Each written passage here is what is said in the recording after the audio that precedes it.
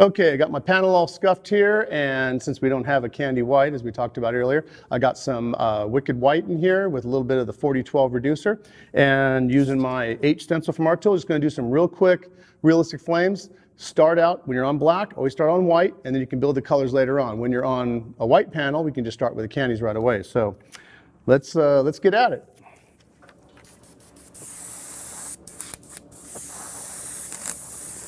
Coming real light with the white. And whenever working with water-based, you always have to make sure you're not going back over yourself right when you paint, because you got to remember, it's a little bit of a drying time. It's very similar with a lot of other types of paint.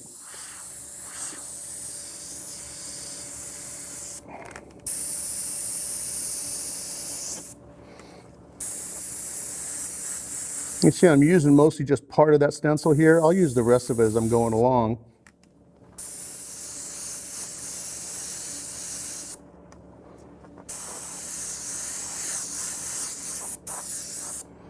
And I got a little overspray on that side. That's okay. You can come in and add a little bit of white there to hook that up. Now there's a little bit of notch right in here. I use that as an ember. Now when doing the white, I also have a habit. I'll spray a little bit of white and then I'll just spray air to dry it. A little quick drying method right there. And then also spraying as you move can create a really cool smoke effect.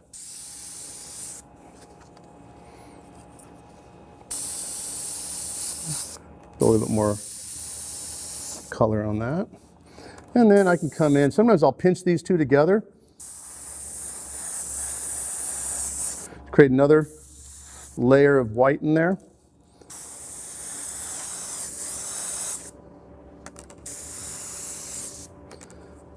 And pinch them really close together to create another shape. It's one of the reasons I like the H being this shape.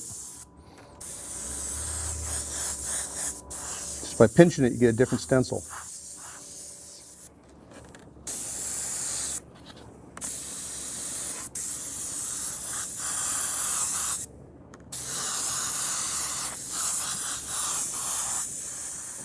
Yeah, I got to put a couple of these in there because they'll really pop with the candy.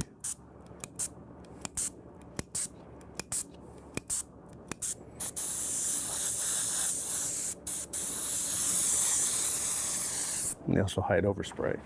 Okay, I got some tequila yellow in here. I'm just going to lightly fog over some of the darker areas.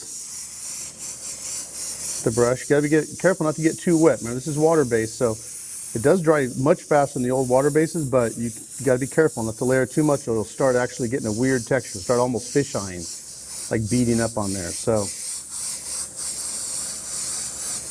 sometimes you hear the air going, it's just air with no paint. I'm just kind of doing a little drawing on it. I'm just lightly coming in with this over my white. Some areas I'm going to leave in the very center pure white. And so you're not seeing, if I spray it over here in the black, you don't see anything at all. Reason being, transparent. This was a normal opaque yellow. Around here you see it because of the overspray, and that's what I want. I want to control the overspray with this color.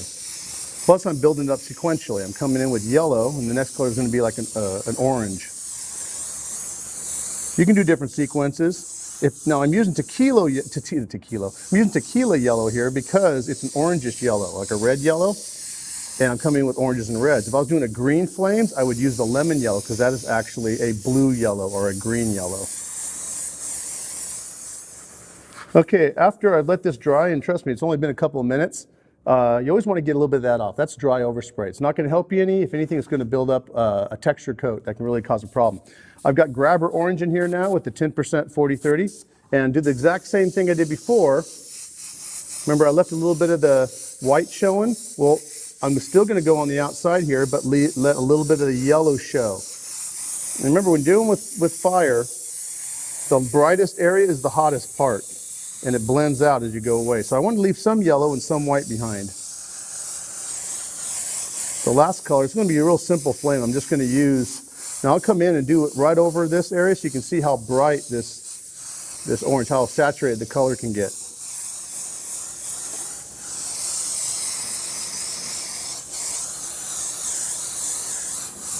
I fogged a little bit. I'm going to come in with white on top. So I fogged a little bit over there. It just kind of pinks up the white with that orange.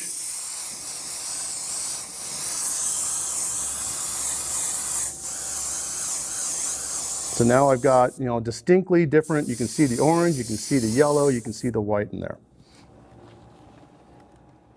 Okay, got my blood red in here, and I'm just gonna just lightly hit it on a couple pieces to see how this really brightens it up. Now, you guys may want to experiment and realize that this red looks different over yellow, it looks different over white, looks different over this orange, it looks different over combinations of it. So, because they're all transparent, so each of the colors will contribute to one another.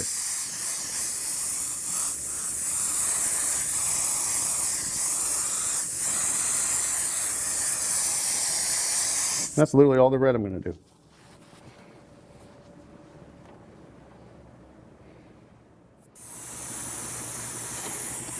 Now I'm coming in with a little bit of white right now, and we've already sprayed some of the 4004 over this lightly, just so that the candy won't bleed through on the white. But I'm only using just a very, very small amount of white on this, just a little bit here and there, not much. I'm just bringing back the highlights because I'm going to come back in with the yellow again.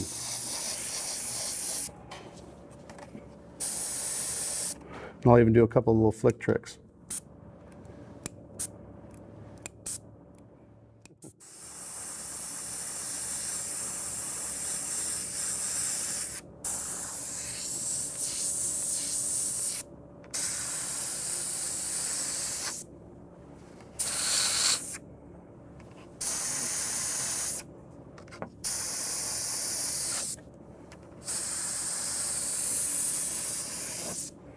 And a little bit of smoke.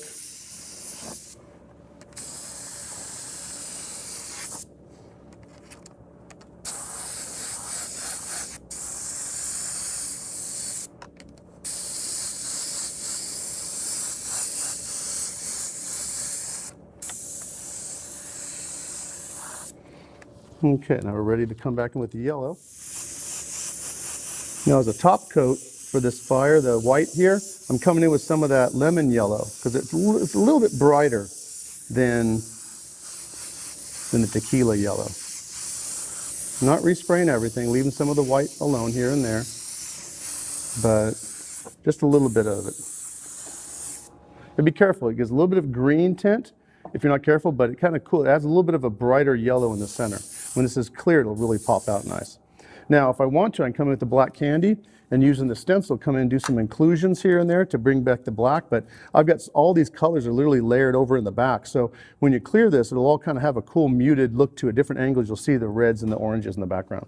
But that's it, literally all water-based and all transparent. So whatever work you've done in the past using transparent candies, these work just as good.